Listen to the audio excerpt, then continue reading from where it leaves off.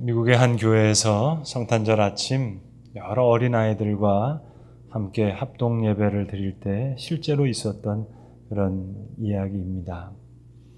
구유는 늘 있던 대로 강대상 앞에 있었고, 마리아는 파란 망토를 입었고, 또 요셉은 솜으로 수염을 만들어 붙였습니다. 동방 박사와 목자들은 함께 자리를 잡았고, 모든 사람들 한복판에 아기 예수의 역할을 하는 어린아이가 지푸라기 위에 누워 있었습니다. 교회 목사님은 성탄에 관련된 성경을 아주 큰 소리로 읽으셨고, 적절한 시점마다 캐롤은 울려 퍼지기 시작했습니다. 모든 것이 착착착 계획대로 다 되어가고 있었습니다. 드디어 천국 천사들이 도착할 시간이 됐습니다. 천사역을 맡은 어린아이들은 미리 흰옷을 입고 부모님 옆에서 회중석에 그렇게 앉아 있었습니다. 이제 아이들은 미리 정해진 대로 앞에 나와서 구유 주위에 둘러서서 지극히 높은 곳에서는 하나님께 영광이요 땅에서는 기뻐하심을 입은 자 중에 평화로다. 그 찬송을 부르는 걸로 되어 있었습니다. 그런데 그만 아이들의 수가 너무 많았고 서로 좋은 자리를 차지하려고 다투다 보니 그 중에 제일 작은 9살 배기 어린 소녀는 뒤로 밀려나고 말았습니다. 목을 빼고 까치발을 하고 아무리 보려고 해도 볼 수가 없었습니다. 다른 아이들은 지극히 높으신 곳에서는 하나님께 영광이요 땅에서는 기뻐하심을 입은 자들의 평화로다. 자, 이렇게 신호에 맞춰서 노래한 다음 모두가 다 조용해졌습니다. 그런데 그 순간 아무것도 볼 수 없었던 이 어린 소녀가 외쳤습니다. 예수님이 안 보이잖아. 짜증과 불만과 슬픔에 가득 찬 목소리로 예수님이 안 보이잖아. 이 이야기에 그만 교인들은 머쓱해졌습니다. 교회 모두가 깜짝 놀랐습니다. 아직 순서가 많이 남아 있었지만 그 교회 목사님은 거기서 예배를 끝마쳤습니다. 그것이 자기가 평생 동안 행한 일 중에 가장 잘한 일이었다고 그 목사님은 지금도 그렇게 생각하고 있습니다. 예수님이 안 보이잖아. 이 어린아이의 외침으로 교인들이 어안이 벙벙한 상태로 아무 말도 못하고 그대로 앉아있는 동안 목사님은 앞에 나와서 교우들을 위해서 축복 기도를 했고 교인들은 그렇게 잊을 수 없는 그 외침이 귀에 쟁쟁한 채로 성탄절 아침 예배당 문을 나설 수밖에 없었습니다. 주여, 내가 지금은 어찌하여 따라갈 수 없나이까. 오늘 베드로의 외침이 흡사 9살 배기 그 소녀의 외침처럼 들립니다. 지금은 내가 어찌하여 따라갈 수 없나이까. 주를 위하여 내 목숨까지 버리겠나이다. 그러나 예수님 말씀하셨습니다. 너가 나를 위하여 너의 목숨을 버리겠느냐? 내가 진실로 진실로 너에게 이르노니 닭이 울기 전에 너가 3번 나를 모른다 부인하리라. 지금은 어찌하여 따라갈 수 없나이까. 베드로의 울림이 마치 메아리처럼 그렇게 들려집니다. 오늘 본문은 최후의 만찬 석상에서 있었던 이야기인데 그 이어서 도마가 또 묻습니다. 마치 저와 여러분 우리를 대표하듯이 추측컨대 성탄절 행사에 그 어린 소녀의 짜증과 불만과 슬픔이 다 담긴 목소리처럼 묻습니다. 주께서 어디로 가시는지 우리가 알지 못하거늘 그 길을 어찌 알겠사옵나이까. 제가 만약 그 성탄절 행사장에 있었던 미국 목사님만큼 용감하다면 더없이 정직한 오늘 베드로와 도마의 말로 설교를 그냥 맞춰버리는 것이 오히려 더 용기 있고 더 옳은 일인지도 모르겠습니다. 지금은 왜 따라갈 수 없습니까? 어디로 가시는지 알지 못하는데 그 길을 어떻게 알겠습니까? 그렇게 말입니다. 프레드릭 비크너라고 하는 목사님이 쓰신 글 중에 베들레헴에 예수님 나셨을 때 그 마국간 여관 주인, 방이 없다고 이야기했던 여관 주인의 마음을 상상해서 쓴 글이 있습니다. 다소 깁니다마는 그대로 한번 옮겨보겠습니다. 여관 주인이 말했습니다. 오래전 일이야. 사람들의 기억도 오래가서 사람들은 그때 내가 맡았던 그 서글프고 괴이한 역할을 도무지 잊을 줄 모른다네. 따지고 보면 진실과 거짓의 차이는 눈꺼풀의 떨림이나 목소리의 어조에 불과한지도 몰라. 난 믿어! 라고 힘주어 말하면 거짓말일 수 있지만 난 믿어. 담담한 어조로 하는 그 말은 사실일 수 있거든. 그러니 미묘한 문제를 망각한 채 나를 그저 시커먼 악당으로 여기는 후대 사람들을 탓할 수는 없겠지. 사람들은 날 방 없어요 라고 말한 무정한 사람으로 취급한다네. 하지만 온전한 진실을 말하려면 나를 악당이라고 부를 때도 머뭇거림이나 떨림이나 주저함 정도는 있어야 하는 것 아닌가? 눈에는 눈물이 어른거야 하는 거 아닌가 말이야. 알다시피 시커멓기만 한 것은 없잖나. 여관 주인이 말을 이어갑니다. 난 산전수전 다 겪은 현실주의자라고. 여관을 운영하는 게 어떤 건지 아나? 거기까지 갈 것도 없이 사업이 됐던 가족이 됐던 세상에서 뭐 하나 꾸려가는 게 어떤 건지 아냐고. 그건 마치 100만 그루 나무가 있는 숲에서 길을 잃는 것과 같거든. 각각의 나무는 내가 해야 할 일이고 모든 침대보는 깨끗하게 깔려 있는가? 아이들은 겉옷을 챙겨 입고 나갔을까? 책은 읽었나? 은행에 남은 잔고는 충분한가? 오늘은 뱃속에 음식을 채워놓고 몸에 옷까지라도 걸치고 있지만 내일도 그럴 수 있을까? 100만 그루의 나무, 100만 가지의 일거리, 100만 가지의 생각. 그러다 보면 어느 순간 다른 것은 보이지 않지. 눈에 보이는 것은 다 물건이 되어버린다고. 발밑 땅바닥에 쓰러진 참새는 생명이 아니라 발로 차버려야 될 그런 물건이 되지. 창문 밖에 아이들이 떠드는 소리는 정신사납고 쓸모없는 것. 그건 생명도 아니고 놀라운 기적도 아니지. 그래, 그 사람들이 왔던 저녁은 물론 또렷하게 기억한다네. 장부를 정리하다가 고개를 들었을 때 때마침 그 여자가 문으로 들어오는 거야. 막달의 임산부 특유의 느리고 묵직한 걸음걸이. 뒤편에 남편이 서 있었는데 말을 잘 못하는 무력한 사람 같았어. 두 사람 중에 누가 말을 했는지 기억나진 않지만 아마 말은 하기는 했을 거야. 어쨌든 대체로 입을 다물고 있더군. 가난한 사람들의 어색한 침묵. 한동안 침묵이 흘렀어. 그 다음부터는 자네들이 이미 들었던 바와 별반 다르지 않네. 남은 방이 없다는 말은 거짓말이 아니었네. 정말 방이 없었으니까.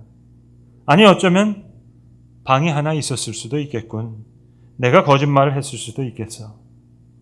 하지만 그건 그들을 위한 배려이기도 했어. 여관의 형편만 생각한 것이 아니었다고. 그런 치들은 마국간을 더 편안하게 여길 수 있거든. 그게 전부야. 난 그렇게 몰인정한 사람이 아니라고. 하나님도 아신다고. 그날 밤 늦게 아기가 태어났을 때 난 그 자리에 없었네. 숲속 어딘가에서 길을 잃었거든. 100만 그루의 나무가 있는 현실의 숲 말이지. 지하 저장고까지 15계단, 아래로 내려갈 때는 머리 조심, 왼쪽에는 장작더미, 불이 꺼지면 심장이 얼어붙는다고 12가지 생각들. 그래서 아기가 태어났을 때 그 자리에 난 없었고 아무것도 보지 못했다네. 나를 위해 기도해 주게나. 여관 주인을 위해서 말이야. 주여, 지금은 어찌하여 따라갈 수 없나이까? 내가 주를 위해서 목숨을 버리겠나이다. 대답하시되 너가 나를 위해 목숨을 버리겠느냐? 내가 진실로 이르노니 닭이 울기 전에 내가 3번 나를 모른다 부인하리라. 여관 주인은 아기 예수를 만나지 못했고 마찬가지로 베드로는 주님을 따라갈 수 없었습니다. 프레드릭 비크너 목사님이 쓰신 또 다른 글이 있습니다. 이번엔 동방 박사의 마음을 상상해서 쓴 글이에요. 우리는 이렇게 헤롯에게 말했죠. 아름다운 낯선 자를 조심하시라고. 태양이 금성의 집으로 이동하고 있으니 마음의 일들은 다 잘 될 것입니다. 어쨌든 뭐 그런 비슷한 처지의 말. 물론 아무 의미가 없는 말이었지. 그는 무슨 가치 있는 말을 들으려고 하지 않았어. 가치 있는 말을 들으려면 몇 주, 어쩌면 몇 달을 걸쳐서 연구하면서 그가 태어난 때는 물론이고 그의 부모와 그 위로 4대에 이르는 조상들이 태어난 정확한 순간의 행성들을 위치를 계산해야 됐거든. 하지만 헤롯은 그런 것에 전혀 관심도 없고 전혀 그런 내용은 몰랐어. 그저 우리가 되는 대로 던지는 허튼 소리를 배고픈 개마냥 넙죽넙죽 받아먹고는 고마워할 뿐이었어. 그는 왕이었지만 길을 잃었던 것이라네. 그렇다면 우리는 그 베들레헴에 왜 갔을까? 지금 또 그 이유를 알 수가 없어. 그때도 심지어 그리로 가면서도 알 수 없었어. 물론 우리에게 동기가 없었던 것은 아니지. 동기야 너무 많아서 문제였지. 호기심도 있었고. 지혜롭다는 것은 영원히 호기심을 갖는 것이고 별들이 그 앞에서 절한다고 하는 분을 직접 보고 싶었어. 지혜로운 자들에게도 의심은 있거든. 그리고 갈망도 있었어. 받고 싶은 마음뿐만 아니라 뭔가 드리고 싶은 갈망도 있었어. 그러다 마침내 별이 가리키는 장소에 도착했지. 추웠던 밤, 건초 냄새도 맡을 수 있었고 가축의 입속에서는 입김도 났었고 남자와 여자 둘 사이에 왕이 있었어. 그런데 우리는 거기 오래 머물지 않았지. 준비해간 선물을 지푸라기 위에 내려놓고는 나왔어. 내 당신들에게 2가지 끔찍한 것을 말해주리라. 우리가 아기의 얼굴에서 봤던 것은 죽음이었어. 그건 바보라도 알아봤을 거예요. 그가 맞이하게 될 죽음이 면류관처럼 그 머리 위에 있었어. 그리고 우리는 확실하게 깨달았지. 그와 함께 머무는 것은 그 죽음에 함께하는 일이 될 것임을. 그래서 우리는 떠난 거요. 선물만 드리고 나머지는 다 챙겨갖고 나온 셈이요. 동방박사의 마지막 말입니다. 하나님은 아시지만 이제 내가 스스로에게 던지는 물음이 있어.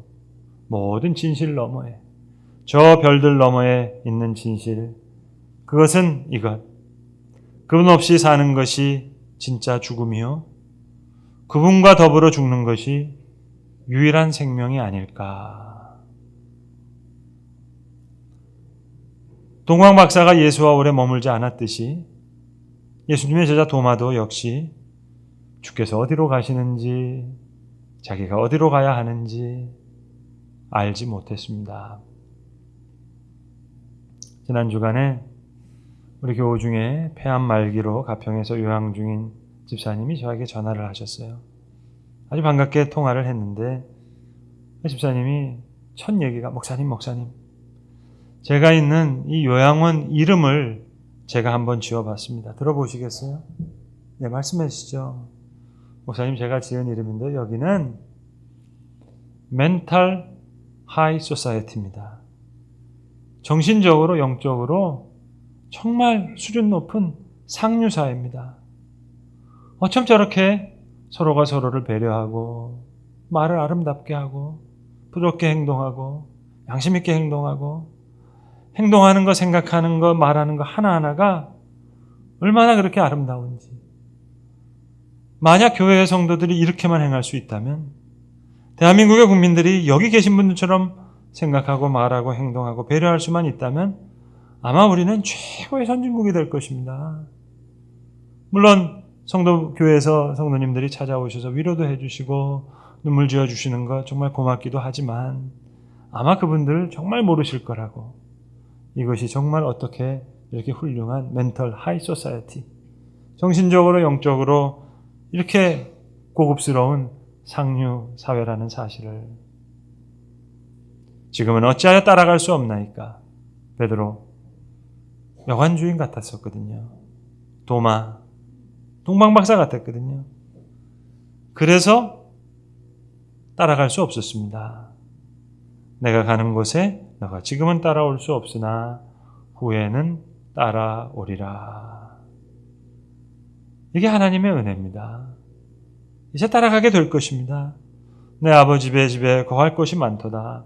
내가 너희를 위하여 거처를 예비하러 가노니 가서 너희를 위하여 거처를 예비하면 내가 다시 와서 너희를 내게로 영접하여 나 있는 곳에 너희도 있게 하리라. 내가 곧 길이요 진리요 생명이니. 통영 앞바다에 있는 욕지도라고 하는 섬에서 태어난 한 언론인이 쓰신 에세이를 읽었습니다. 섬 이야기를 본인 이야기와 엮어서 쓰신 글인데, 그래서 이 자전적인 에세이는 그분만의 이야기가 아니라 섬 전체의 전기고 그분의 고향의 전기이기도 합니다.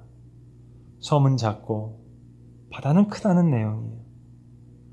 섬이 집이라면 바다는 길과 같다는 내용이에요. 섬을 통해서 독립을 배웠다면 바다를 통해서 자유를 얻게 됐다는 거예요. 태어나 보니 섬이더라는 거예요. 둘러보아야 온통 바다뿐. 마치 죄명도 모르고 죄수처럼 갇혀 사는 그 절망에 울었다는 거예요. 천형인 것처럼 느껴져서, 섬에서 태어난 것이 하늘의 형벌인 것처럼 느껴져서, 그런데 하늘의 큰 은혜더라, 천혜더라. 섬은 작아지면 작아질수록 바다는 크고, 바이런의 식구처럼 자유는 감옥에서 가장 찬란하게 빛난다는 그 이야기처럼 작은 섬에서 출생한 자기는 세상에서 가장 넓은 마당에서 자란 사람이고, 작은 섬이 고향인 나는 세상에서 고로 가장 큰 고향을 가진 사람이라고 하는 그런 고백입니다. 얼마나 우주적인 고백이에요. 닭 울기 전에 3번 모른다고 부인했던 베드로였기에, 주의 창자국과 못자국에 손을 넣어보고 믿겠다고 했던 그 의심 많은 도마였기에 어쩌면 저들은 주님을 따라갑니다. 이것이 하나님께서 행하시는 큰 은혜의 역사예요. 지금 어찌하여 따라갈 수 없나이까? 네, 따라갈 수 없습니다. 따라가지 못했습니다. 그러나 이제 따라갑니다. 섬은 작지만 바다는 큰 것과 같습니다. 섬은 작은 집과 같지만 바다는 넓은 길과 같습니다. 섬은 독립이지만 바다는 자유와 같습니다.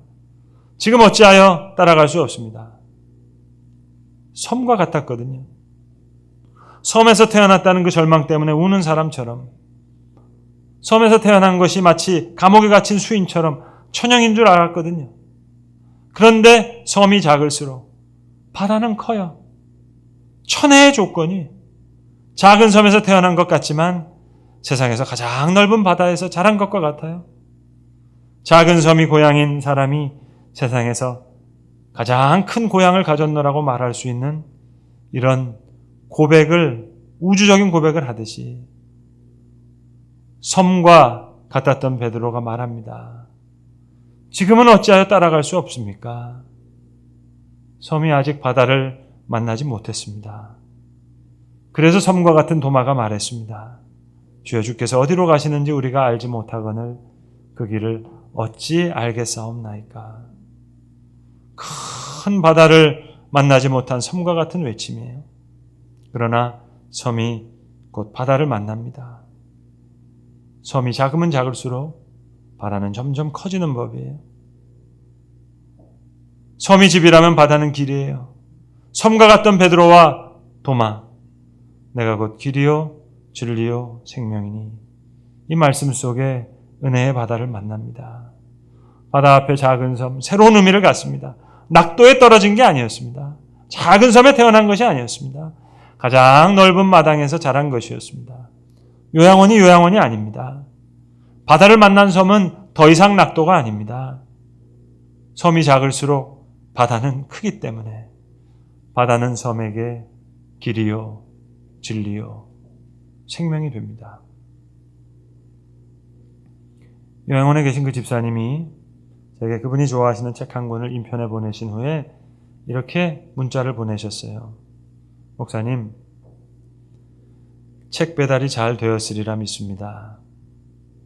읽고 싶은 책이 많아 300년만 살았으면 라고 했던 양명문 시인처럼 저도 그러고 싶었습니다. 지금 새삼 생각해보니 얼마나 부질없는 생각이었던가 싶습니다. 얼마 전 구입해 놓은 책을 첫 장도 넘기지 못하고 이렇게 병원에 실려오게 된 것입니다. 여기서는 줄기차게 성경만 읽고 깜짝 놀라기도 하고 뜨겁게 눈물을 흘리기도 합니다. 새삼 바울 서신을 읽다가 놀라움으로 한참을 꼼짝 못하고 정지 상태로 있게 되기도 합니다. 모든 게 은혜이고 그지없이 감사하기만 합니다. 300년을 산데도 저 같은 인간은 철들기 어려운 인간인데 하나님께서 꿇어 엎드리게 하셨으니 그저 늦으나마 감격스러울 뿐입니다. 목사님 사랑합니다.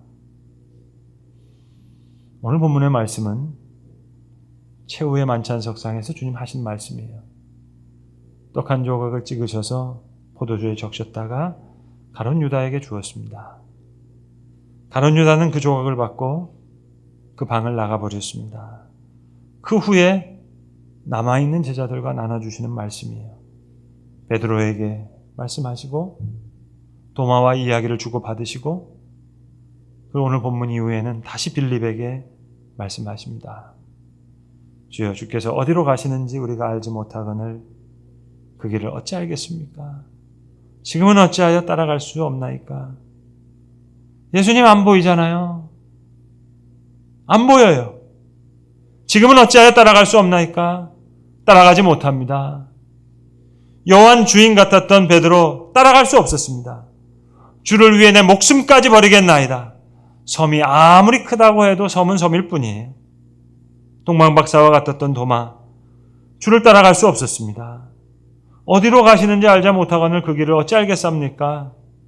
섬과 육지에 다 땅이 있다고 해서 그건 다 같은 땅이 아니에요.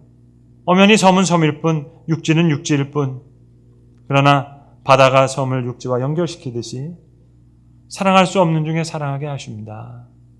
믿을 수 없는 중에 믿게 하십니다. 그래서 베드로와 도마가 결국 주를 따라갑니다.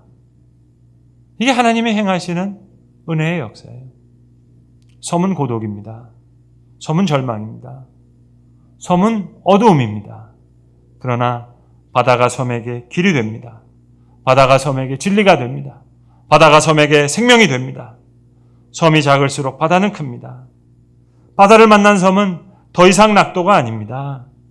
바다는 섬에게 길이요, 진리요, 생명입니다. 요한 주인도 동방박사도 우리도 다 섬과 같아요. 베드로와 도마도 다 섬과 같았습니다. 그러나 큰 은혜의 파도처럼, 큰 물결처럼, 바다처럼 주님 말씀하십니다. 내가 곧 길이요, 진리요, 생명이니 나로 말미암지 않고는 아버지께로 올 자가 없느니라. 바다는 섬에게 길이요, 진리요, 생명인 것입니다. 기도하겠습니다.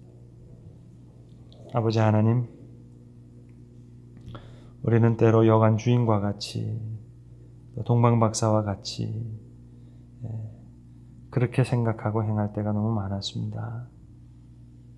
여관 주인 같았던 베드로처럼 주를 위해 내 목숨을 버리겠다고 외칠 때도 있었습니다만 섬이 아무리 크다고 해서 섬은 섬일 뿐, 또 동방박사와 같은 도마와 같이 섬과 육지에 땅이 있다고 다 같은 땅이 아니듯이 어디로 가시는지 알지 못하고 나도 어디로 가는지 알지 못했습니다 라고 고백했던 도마가 결국 우리의 모습이었습니다. 주님, 바다는 섬에게 길이요, 진리요, 생명인 것처럼 주님, 우리에게 길과 진리와 생명 되게 하여 주셔서 하나님 귀한 은혜를 받아 누릴 수 있는, 주를 따라갈 수 있는 귀한 은혜를 우리에게 허락해 주시옵소서. 우리 주 예수 그리스도의 이름으로 기도합니다. 아멘.